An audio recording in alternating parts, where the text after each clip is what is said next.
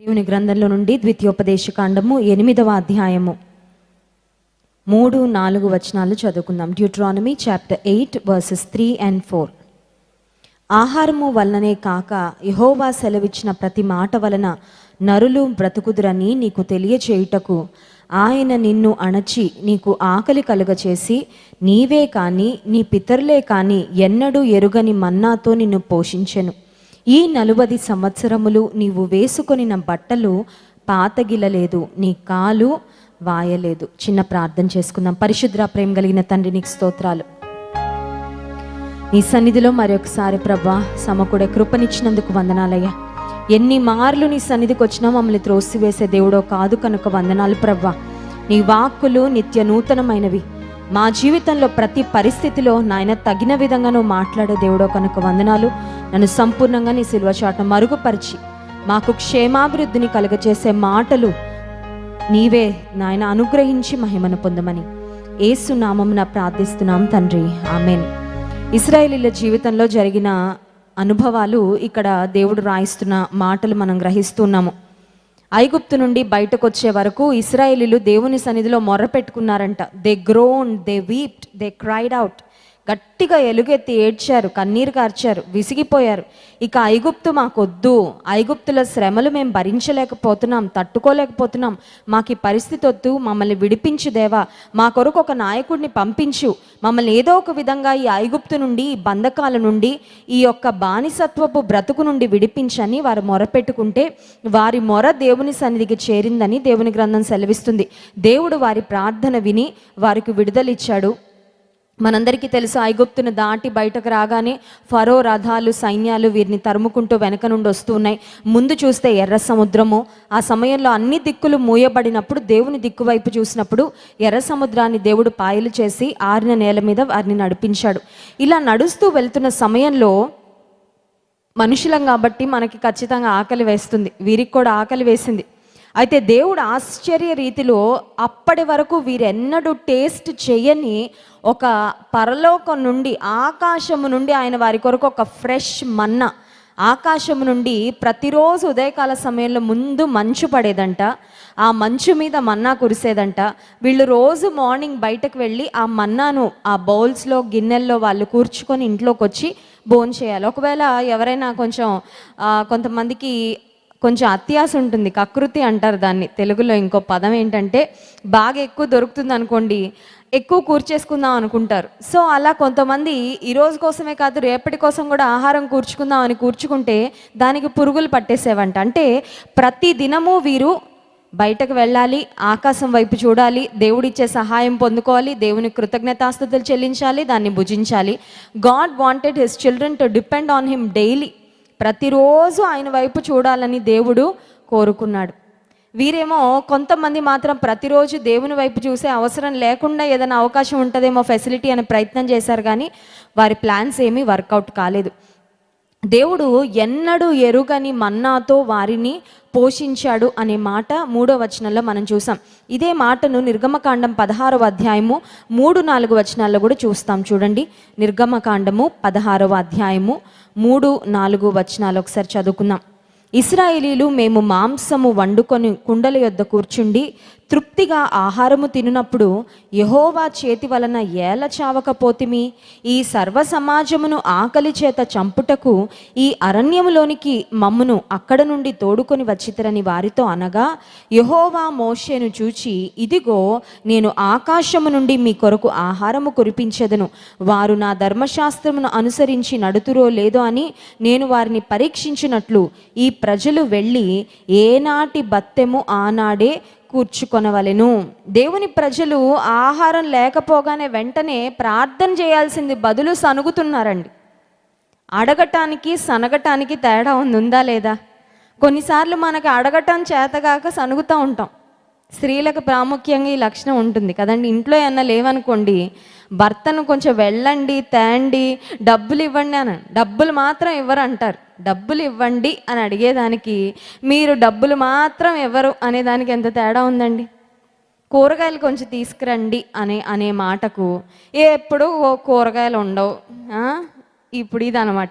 ఇంకా వన్స్ ఆ మోడ్లోకి వెళ్ళామంటే కొంతమంది ఉంటారు, ఇంకా రోజంతా అదే మోడ్లో ఉంటారనమాట. ఇంక ఈ భర్తకు ఈ ఇల్లు దాటి ఇంకెక్కడికైనా వెళ్ళిపోతే బాగుండని అంత విరక్తి వచ్చేస్తుంది అనమాట.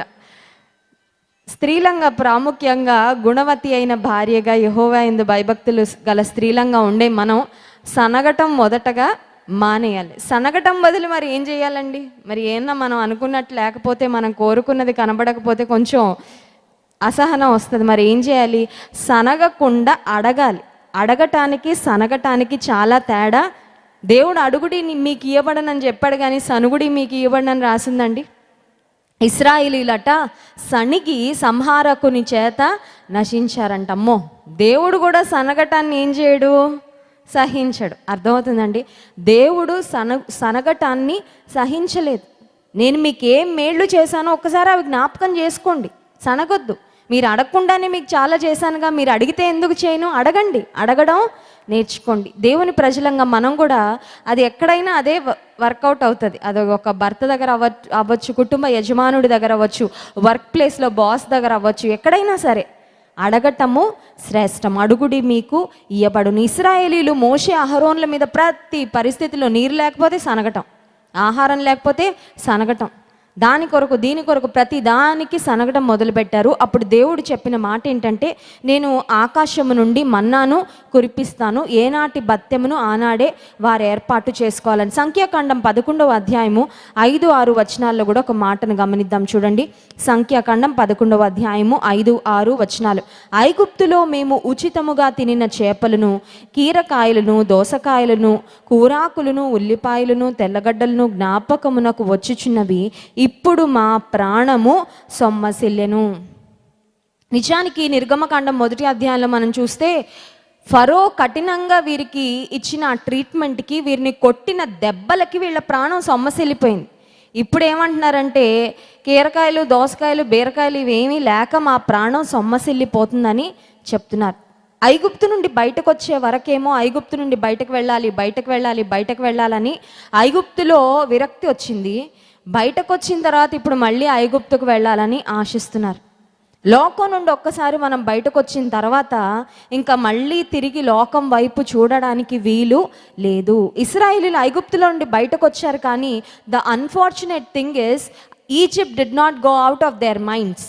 ఐగుప్తులో నుండి బాడీస్ బయటకు వచ్చాయి, వాళ్ళ మనసులో ఉన్న ఐగుప్తు మాత్రం బయటకు వెళ్ళలేదు. విశ్వాస జీవితంలో చాలా చాలా ప్రాముఖ్యం.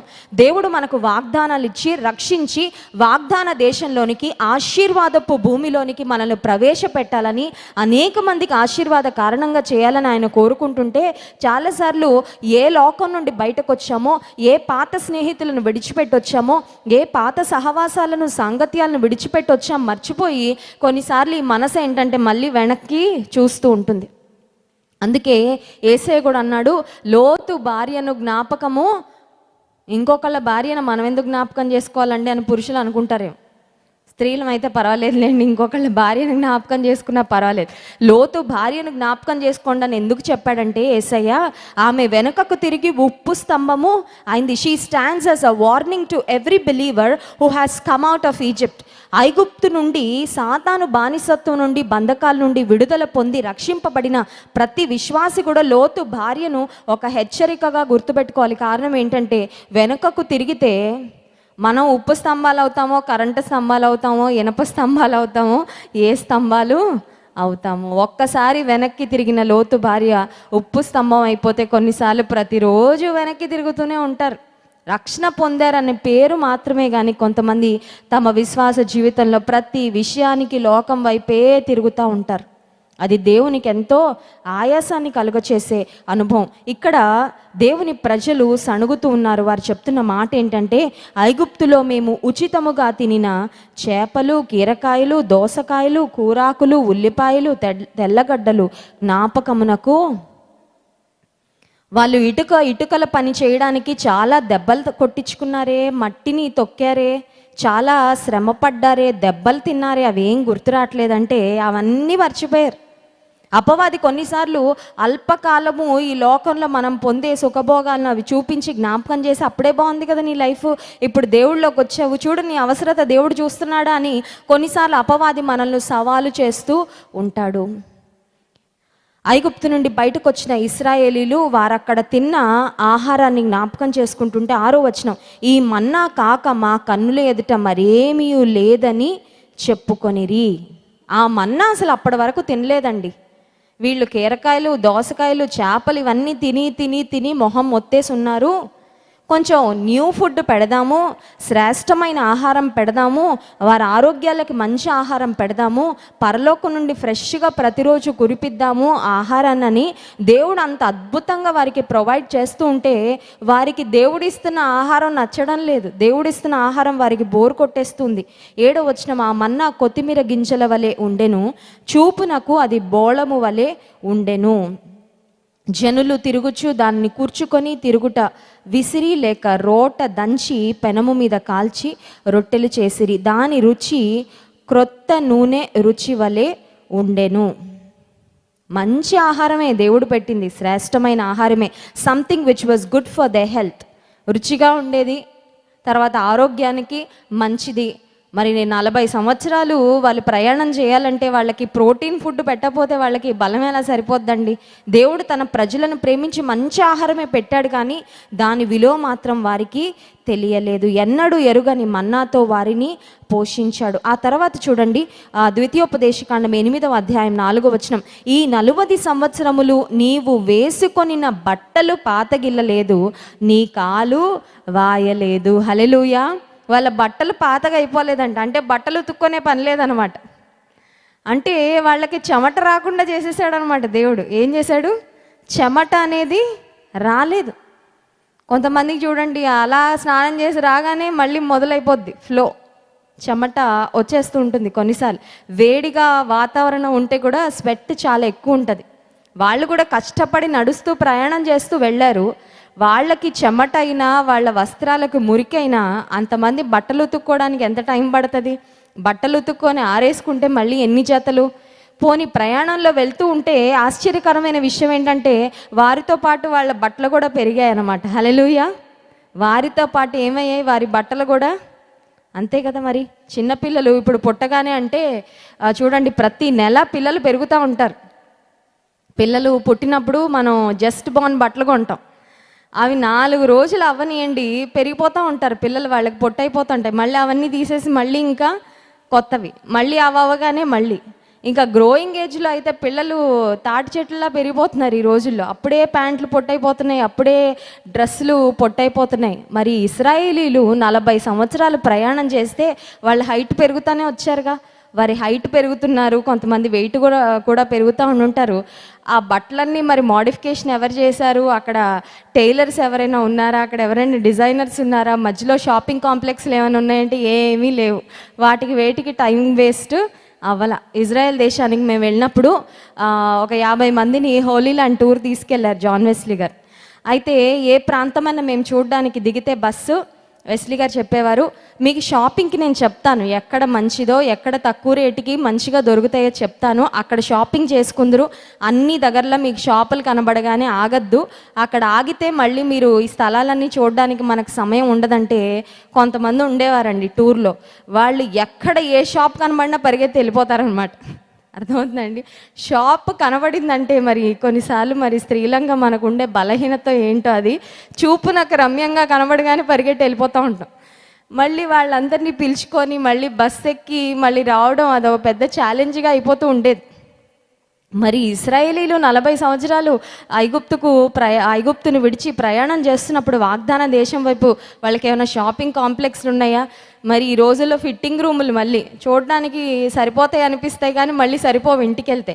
మళ్ళీ ఇలాంటి ఫెసిలిటీలు ఏమి వాళ్ళకి లేవు కదా, ట్రయల్ రూమ్స్ ఇవేం లేవు కదా. అంటే దేవుడు చేసిన మేలు ఏంటంటే వారి వస్త్రాలను పాతగిల్లనివ్వల, వారి వస్త్రాలు చినిగిపోలేదు, వారి వస్త్రాలు వారితో పాటే పెరుగుతూ వచ్చాయి. ఇంకొక ఆసక్తికరమైన విషయం ఏంటంటే నీ కాలు వాయలేదు. ఎవరికైనా ఒకళ్ళకి కాళ్ళ వాపు వచ్చిందంటే ఇంక అక్కడ ఆగిపోవడమే. సీనియర్ సిటిజన్స్ అందరూ కాళ్ళ వాపులు వచ్చాయని కూర్చున్నారు అనుకోండి, ఇంకా ప్రయాణం ఎలా ఉంటుంది? మళ్ళీ మిగతా వాళ్ళందరూ వాళ్ళకి కాళ్ళు నొక్కడం, మసాజ్లు, ఆయింట్మెంట్లు, డాక్టర్లు, ట్రీట్మెంట్లు ఏమీ లేవండి. హల్లెలూయా. ఈ రోజుల్లో ఇంట్లో 4 అడుగులు వేస్తేనే కాళ్ళ నొప్పులు వచ్చేస్తున్నాయి మనకు. ఇశ్రాయేలీలు 40 సంవత్సరాలు వారు ప్రయాణం చేశారంటే దేవుడు వారికి తన శక్తిని అనుగ్రహించాడు. ద్వితీయోపదేశకాండం 29వ అధ్యాయము 5వ వచనంలో కూడా ఒక చక్కని మాట ఉంది చూడండి. Deuteronomy chapter 29 verse 5. నేను మీ దేవుడనైన యెహోవానని మీరు తెలుసుకున్నట్లు 40 సంవత్సరములు నేను మిమ్మల్ని అరణ్యములో నడిపించి తిని, మీ బట్టలు మీ ఒంటి మీద పాతగిల్లిపోలేదు, మీ చెప్పులు మీ కాళ్లను పాతగిల్లిపోలేదు. వాళ్ళ చెప్పులు పాతగిల్లలేదంటే అర్థం ఏంటంటే చెప్పులు అరిగిపోలేదు. ఈ రోజుల్లో చూడండి, మనం చెప్పులు 4 రోజులు వేసుకోగానే బాగా తిరిగామనుకోండి అరిగిపోతాయి. ఒకవైపు ఇంకా అవి చిన్నగా అరిగిపోతాయి, మళ్ళీ మనకి కాలు నొప్పులు వస్తూ ఉంటాయి. అట్లాంటి అరిగిపోయిన చెప్పులతో నడుస్తూ ఉంటాయి. దేవుడు తన ప్రజలను ఎలా నడిపించాడు, వారికి ఎలా ప్రొవైడ్ చేశాడంటే మిరాక్యులస్ ప్రొవిజన్. వాగ్దాన దేశంలోకి మీరు వెళ్ళాలి అన్నది నా ఉద్దేశం. ప్రయాణం కష్టంగానే ఉంటుంది. ప్రయాణం ఇవాళ పొద్దున ట్రైన్ ఎక్కితే రేపు పొద్దున దిగేటట్లుగా, ఈరోజు రాత్రి ఎక్కితే రేపు దిగేటట్లు లేదు ప్రయాణం. 40 సంవత్సరాలు యు హ్యావ్ టు వాక్. ప్రయాణంలో చాలా పాఠాలు మీకు నేర్పిస్తాను. ప్రాముఖ్యంగా దేవుడు తన మీద వారు ఎలా ఆధారపడ్డాలో నేర్పించాడు.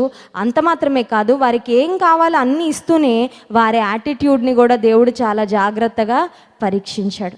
నేను ఇచ్చిన దాంతో తృప్తి పడతారా, కృతజ్ఞత కలిగి ఉంటారా, నేను చేసిన మేలులు ఉపకారాలు జ్ఞాపకం చేసుకుంటారా, లేక వెనకకు తిరిగి ఏది విడిచిపెట్టి వచ్చారో తిరిగి దాని గురించే మాట్లాడుతూ ఉంటారా, దాన్నే ఆశిస్తూ ఉంటారా?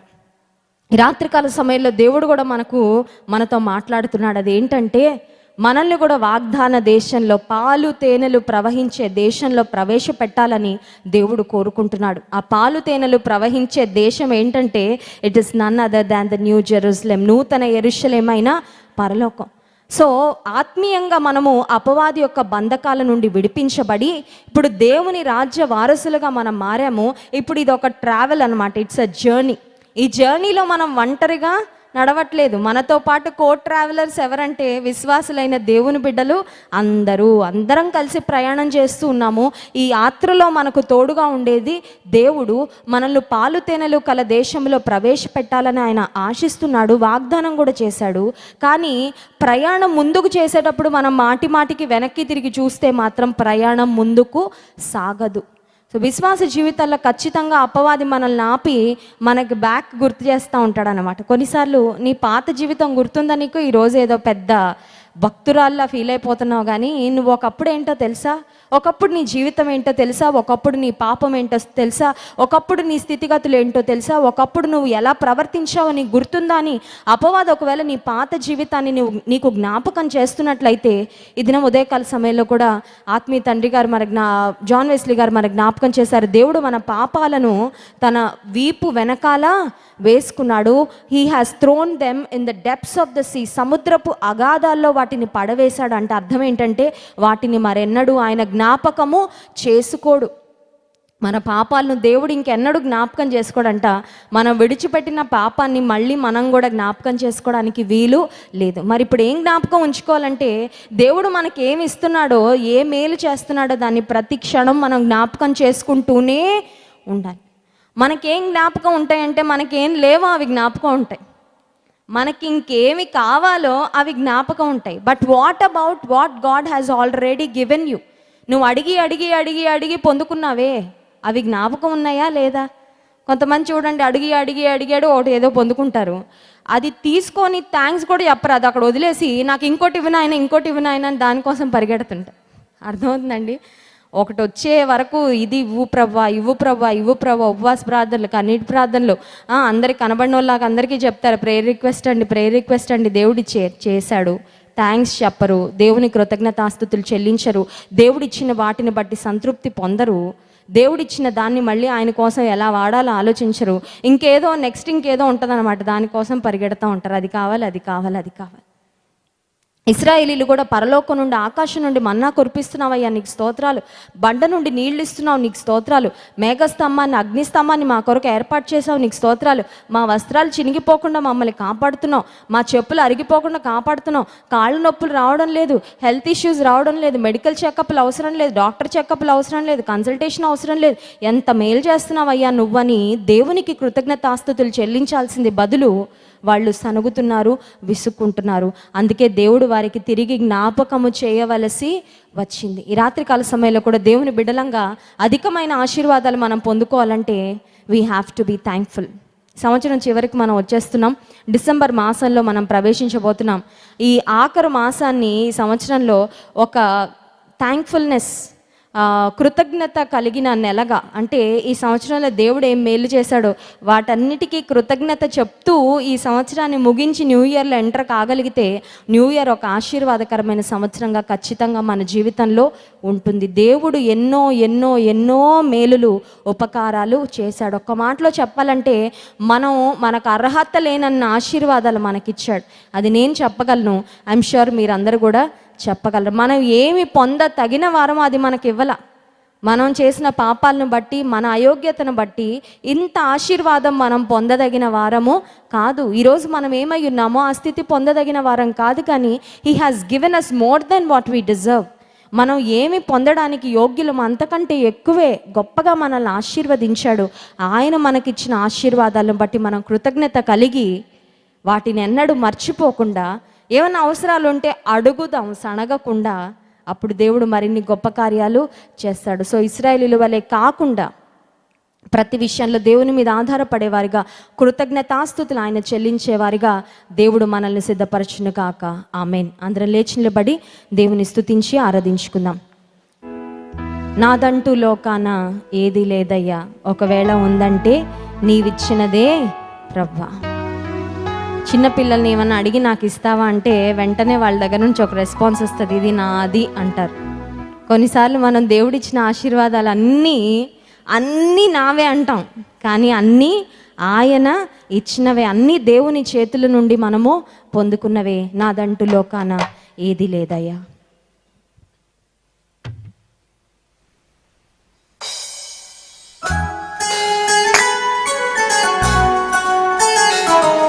అందరం గట్టిగా చప్పట్లు కొడదామండి. ఎవరు మౌనంగా నిలబడద్దు. యేసయ్య ఇచ్చిన 2 చేతులతో చప్పట్లు కొడదాం.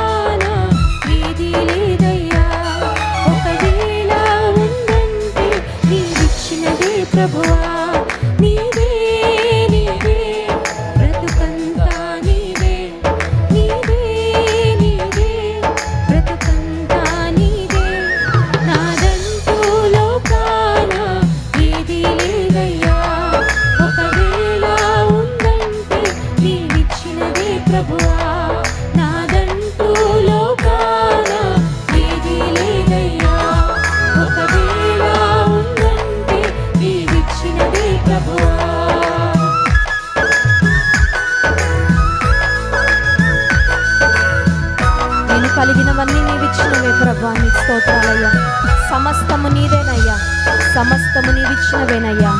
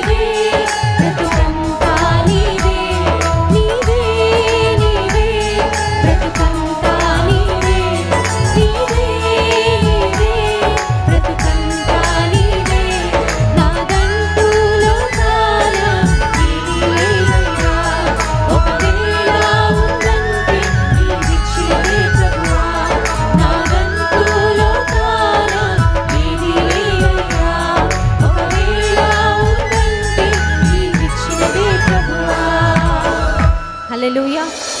మనకున్నవి లేని వారిని చూసినప్పుడు మనకు నిజంగా అర్థమవుతుంది మనం ఎంత ఆశీర్వదించబడిన వారు. చాలాసార్లు మనకంటే ఎక్కువ ఉన్న వాళ్ళని చూసి అనుకుంటాం నాకు అది లేదు ఇది లేదని. అసంతృప్తి, కృతజ్ఞత లేని పరిస్థితి వస్తుంటుంది. కానీ నిజానికి మనకున్నవి లేని వారు ఎన్ని లక్షల మంది, ఎన్ని కోట్ల మంది ప్రపంచంలో ఉన్నారు. అన్నిటికన్నా విలువైన రక్షణ భాగ్యము దేవుడు మనకు ఇచ్చాడు. మనం ఏదో నీతిమంతులమని యోగ్యులమని కాదు, కానీ తన ఉచితమైన కృప ద్వారా హీ హ్యాస్ హ్యాండ్ పిక్డ్ అస్. ఎలాగైతే ఒక యాపిల్ షాప్కి వెళ్ళినప్పుడు ఒక 6 డజన్ యాపిల్స్ ఇచ్చేయండి అని ఎవరని చెప్పం కదా, చక్కగా చూసి అటు తిప్పి ఇటు తిప్పి హోల్స్ లేకుండా, పాడవకుండా, ముడతలు లేకుండా ఫ్రెష్గా ఉండే ఫ్రూట్ మనం పిక్ చేసుకుంటాం. అలాగే దేవుడు కూడా మనల్ని ఇన్ని కోట్ల మంది ప్రజల్లో ఉండి he has hand picked us, he has chosen us. ఆయన కృప ద్వారా మనల్ని ఎన్నుకున్నాడు, ఏర్పాటు చేసుకున్నాడు. నిజంగా మనం ఎంత ఆశీర్వదించబడినా వారమో. యేసు నీవే కావాలయ్యా, నాతో కూడా రావాలయ్యా. అందరం కళ్ళు మూసుకొని 2 చేతులు ఆకాశం వైపెత్తి దేవుని సహాయం కొరకు అడుగుదాం. ప్రభా, నీ సన్నిధి నాకు కావాలయ్యా, నీ తోడు నాకు కావాలి, నీ సహవాసం నాకు కావాలి.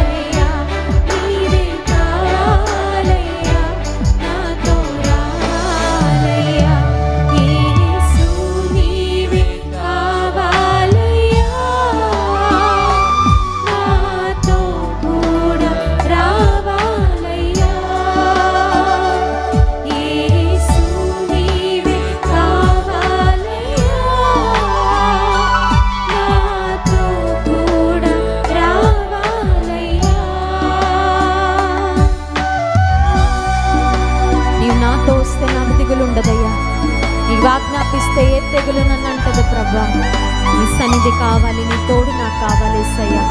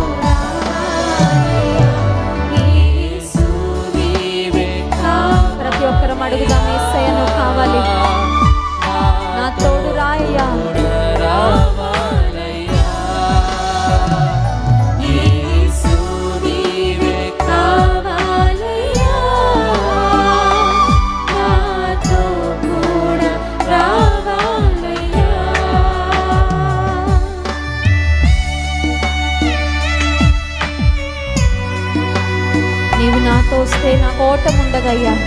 నీవు ఆజ్ఞాపిస్తే ఏ చీకటి నన్ను సమీపించదు తండ్రి.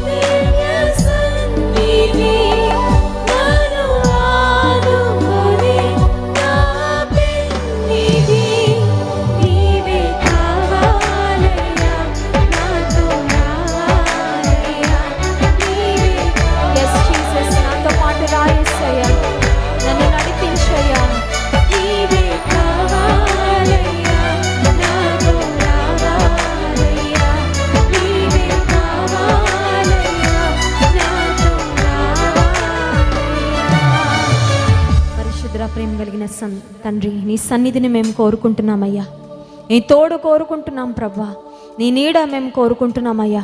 ఈ లోకంలో మాకేదున్నా లేకపోయినా నీ సన్నిధి మాకు తోడుగా రావాలని మేము కోరుకుంటున్నాం ప్రభా. జీవితంలో, జీవిత యాత్రలో మేము వేసే ప్రతి అడుగులో నీవు మాతో ఉండి మమ్మల్ని నడిపించాలని కోరుకుంటున్నాం ప్రభా. నీ సన్నిధి మాకు తోడుగా ఉంచయ్యా. నీ సన్నిధి కాంతిని మాపై ప్రకాశింపచే ప్రభా. మేము నడిచే మార్గములన్నిటిలో నీ సన్నిధి దూతను మాకు ముందుగా పంపించయ్యా. నీ ప్రసన్నత మాకు తోడుగా ఉంచు ప్రభా. నీ వెలుగు, నీ ప్రభావం మాతో ఉంచయ్యా. మేము వేసే ఏ అడుగులో కూడా ఓడిపోవడానికి వీల్లేదయ్యా. తల దించుకోవడానికి వీల్లేదు ప్రభా. అవమాన భారంతో, అపజయ భారంతో ఈ లోకంలో మేము బ్రతకకుండా ప్రభా, మేము వేసే ప్రతి అడుగును నీవే స్థిరపరచుమని, నడిపించుమని కోరుకుంటున్నాం ప్రభా. ఈ రాత్రికాల సమయంలో ఎంతమంది నీవు కావాలని అడిగారో, ఆశించారో, కోరుకున్నారో మా అందరి యొక్క ఆశను నీవు తీర్చుమని వేడుకుంటున్నాను ప్రభా. నీ వాక్యం ద్వారా మా అందరితో మాట్లాడండి అయ్యా. బలమైన నీ ఆత్మ వర్షము ఈ రాత్రికాల సమయంలో నీ ప్రజలమైన మాపై కురిపించుమని కోరుకుంటున్నాను ప్రభా. బీడు భూములు వర్షం చేత ఏ విధంగా చదును చేయబడతాయో, నీ వాక్యపు జల్లుల ద్వారా బీడు భూముల వంటి మా హృదయాలను నీవే తడిపి మెత్తన చేసి ఫలభరితంగా, ఆశీర్వాదకరంగా మార్చుమని వేడుకుంటున్నాము. పరిశుద్ధాత్మదేవ, మీ దాసుని మరుగుపరిచి నీ ముఖాంతరములో నుండి బలమైన సందేశము మీరే మాకు అనుగ్రహించమని వేడుకుంటూ, మహిమ, ఘనత, ప్రభావం నీకే చెల్లిస్తూ నీ స్వరము వినాలని ఆశిస్తున్నాం ప్రభా. మేము సిద్ధంగా ఉన్నామయ్యా. మా అందరితో మాట్లాడండి, మహిమను పొందండి. ఘనుడైన రక్షకుడైన యేసే నామమున ఈ స్తుతి, ఆరాధన, ప్రార్థన మీకే సమర్పిస్తున్నాము తండ్రి. ఆమేన్.